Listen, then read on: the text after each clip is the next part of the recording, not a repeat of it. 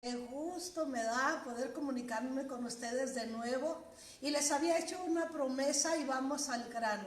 En alguna ocasión dijimos, ¿cuál es lo correcto? ¿Cómo debe decirse cuando hablamos de los integrantes del grupo étnico tarahumara? ¿Está bien dicho decirles tarahumaras? ¿O hay que decirles rarámuri? ¿O hay que decir ralámuli, como que es una palabra que últimamente hemos escuchado? Para hacerlo bien y para que alguien que sabe nos pueda informar, estamos aquí con Carmen Muñoz. Ella es licenciada en lenguas, en lingüística antropológica, y ella nos va a contar la verdad acerca de este tema que mucha gente insiste y pregunta y cree que todos creemos que estamos en lo correcto. Le dejamos la palabra a la licenciada para que nos cuente. Hola, buenas tardes a todo el aforo que sigue la página de CUSA. Muchas gracias, Ceci, por la presentación.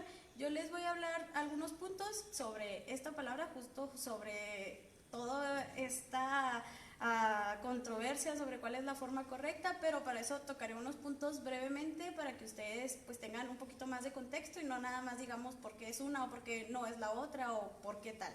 El primer punto que quiero tocar es sobre los mitos etimológicos. Sabemos que la etimología es la forma en que se descomponen las palabras para saber cuál es la raíz, de dónde viene y demás, ¿no? Bueno, muchas personas dicen que ralámuli o rarámuri viene de pies, que es rara o rala, porque rarra o rarra, con la R marcada, la vibrante, es rarámuri es comprar, pero rala viene de pie, ¿no? Entonces muchas dicen que viene de rala y muri, que sería tortuga, pies de tortuga, algunos le dicen pies ligeros.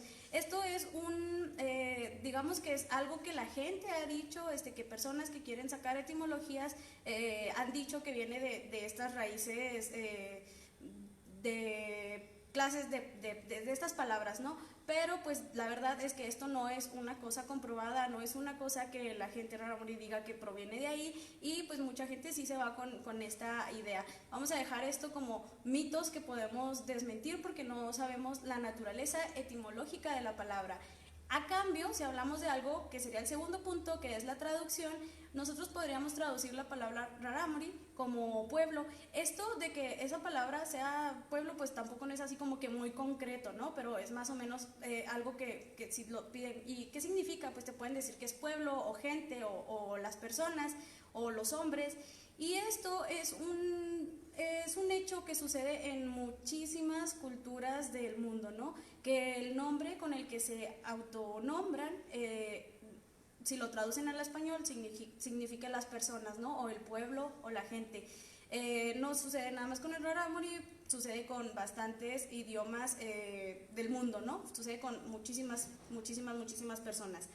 Esto también nos va a llevar a un tercer punto, que sería el cómo escribimos la palabra y cómo la pronunciamos, porque nosotros pues del español lo leemos lo leemos tal y como se escribe, literal.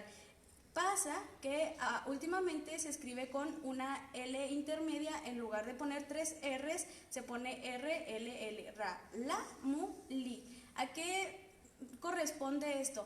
Es un poco, tal vez es la parte como más compleja de explicar, pero vamos a verlo de una forma muy sencilla.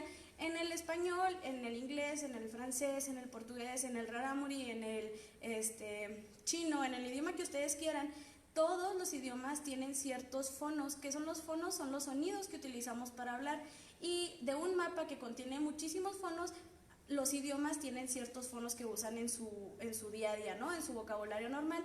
Sucede que el rarámuri tiene un fono que en el español no existe, que es una L o una L, una R, es un fono retroflejo, líquido le llaman. Este sonido está, digamos, entre la R y la L. Aquí tenemos la R, aquí tenemos la retrofleja y aquí tenemos la L. Para las personas que no tienen tanto contacto con el español, este sonido es muy puro, digamos que no se parece más a la L que a la R, y muy probablemente ustedes que me están escuchando no escuchen ese sonido. ¿Por qué? Porque ustedes no crecieron, quienes no son rarámuri, no crecieron en un lugar en donde escuchen continuamente ese sonido y no lo adquieren. Nos pasa con muchísimos idiomas, ¿no? Tenemos el francés, François, tenemos una R ahí que tampoco podemos decir muchas veces porque no está en nuestro mapa de sonidos, no está en nuestros fonos. Entonces ahí surge mucho la confusión. ¿Qué ha pasado con el tiempo? Que la gente se ha puesto a descifrar ese sonido, a estudiarlo muy detenidamente y ver cuál es la forma que a ellos les parece más conveniente, o sea, las personas que se dedican a ser antropólogos, maestros y que son pertenecientes a esta sociedad, cuál es la grafía, la letra que ellos quieren representar este sonido, porque usualmente lo representaban con base al español, porque quien hizo investigación del rarámuri pues lo representó con sus herramientas que pudieron haber sido el español o el inglés, ¿no? Entonces, ¿qué pasa? Pues ellos se empiezan a inclinar más por la L porque no suena tan vibrante como la R. Entonces empiezan a escribir este fono en forma de L, que no significa que sea ralámuli. Tal vez te los puedo decir rarámuri. Y ustedes van a decir, pues lo estás diciendo igual, pero pues realmente ni siquiera tal vez lo esté diciendo bien porque no es un fono que yo tenga adquirido, sino que más o menos estoy tratando de entender cómo se dice, ¿no? Entonces, ¿cuál es la forma correcta de escribirlo? Con L y L. ¿Por qué? Porque no son un sonido R, ¿ok? Ni un sonido L, simplemente es un cambio de grafía. ¿Y que están usando? Pues un símbolo que ya conocen y que no lo usan para otras cosas, o que sí, o que puede ser un alomorfo de la L, o sea, que lo pueden utilizar los dos y tiene dos sonidos, como pasa con nosotros con la G. Le podemos decir G o le podemos decir G, dependiendo enseguida de qué vocal le suceda, ¿verdad? Enseguida. Y pasa igual con esta grafía.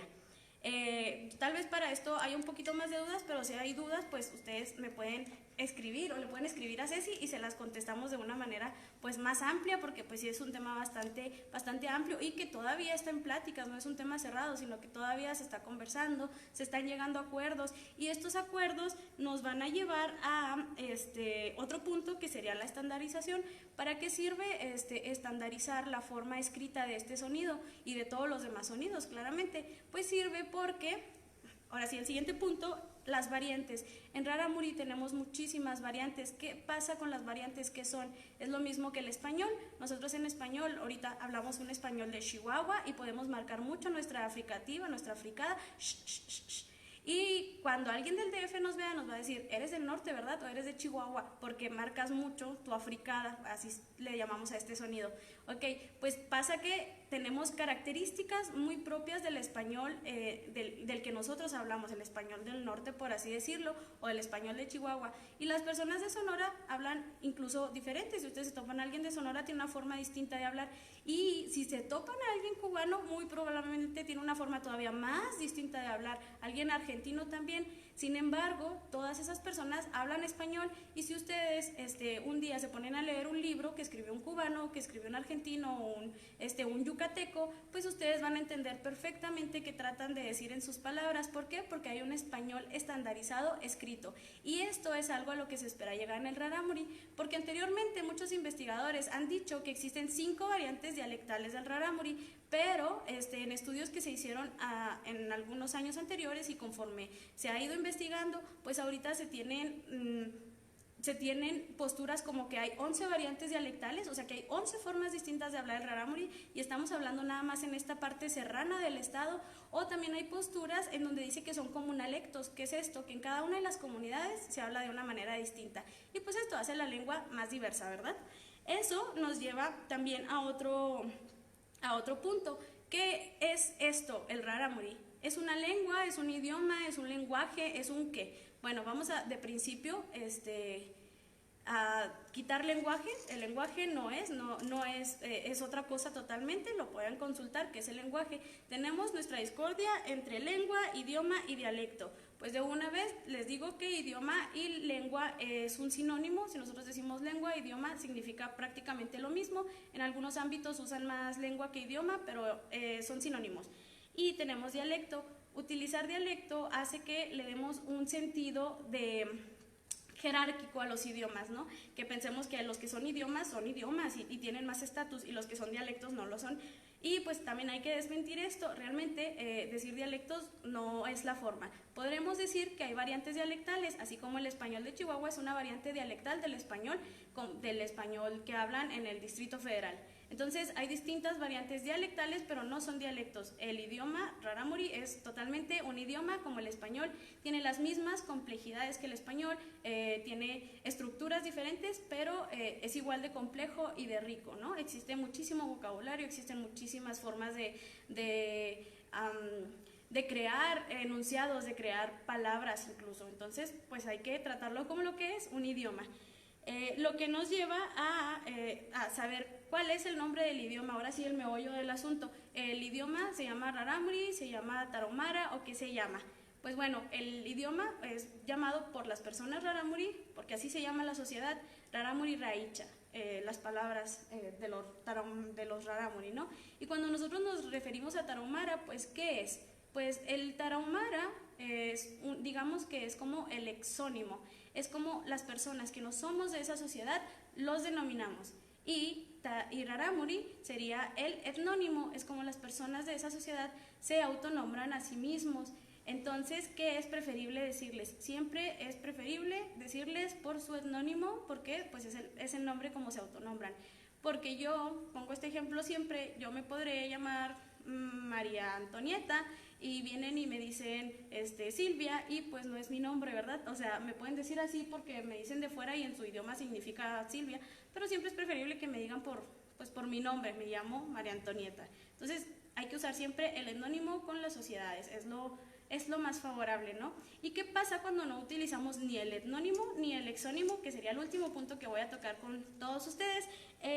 Pues creamos algo que muchas veces le llaman discriminación positiva, que las comadritas, que los compadritos, que las Marías, que nuestros hermanos, pues hay que dejar muy claro que ninguna sociedad de ningún tipo, ninguna persona nos pertenece, dejar claro de principio eso, y que pues esos nombres se han creado de manera peyorativa, se han creado de manera de discriminación y pues hay que evitar el uso de todas esas palabras para referirnos a las personas de la sociedad rarámuri, que finalmente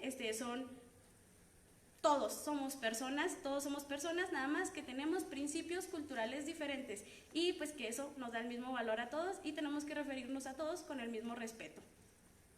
Carmelita, qué interesante. Yo ya, perdón, me voy a quitar para que me escuchen mejor. Yo ya te había escuchado en una conferencia que tuvimos ahí en Cusán y cada vez que te vuelvo a oír me vuelvo a emocionar porque es cierto. ¿Cómo quiero que me llamen? Pues como yo me puse, no como me puso alguien más. ¿Y cómo quiero que me digan? Pues que me llamen por mi nombre o señora, que es algo aceptado. Pero eso de decirle comadrita, compadrito, pues a lo mejor no lo haces con mala intención, a lo mejor no llevas algo peyorativo de per se que intentes hacerlo, pero vamos enseñándoles a nuestros hijos, a los demás, a tratarnos con respeto como parte de una sociedad, ¿verdad? Como seres humanos. Carmelita, dales tu correo electrónico, sí, porque eso yo estoy segura que mucha gente va a querer consultarte cosas. Pues muchas gracias a quienes estuvieron aquí conectados y yo estoy en CAHM-CAM, pero con la H entre la A y la M, @hotmail.com o en Facebook como Carmen Azul y en lo que yo pueda ayudar, pues desde lo poco que pueda saber, a sus órdenes de todos y muchas gracias, Ceci. Oh, muchas gracias a ti. ¿Verdad que fue muy interesante? Esta plática yo quiero que se quede aquí en Facebook y que ustedes la puedan escuchar 1000 veces y que se la puedan compartir a la demás gente que pueda estar interesada en las cuestiones de la cultura rarámuri. Fue un gusto, espero que nos veamos muy pronto de nuevo. Hasta luego, buena tarde.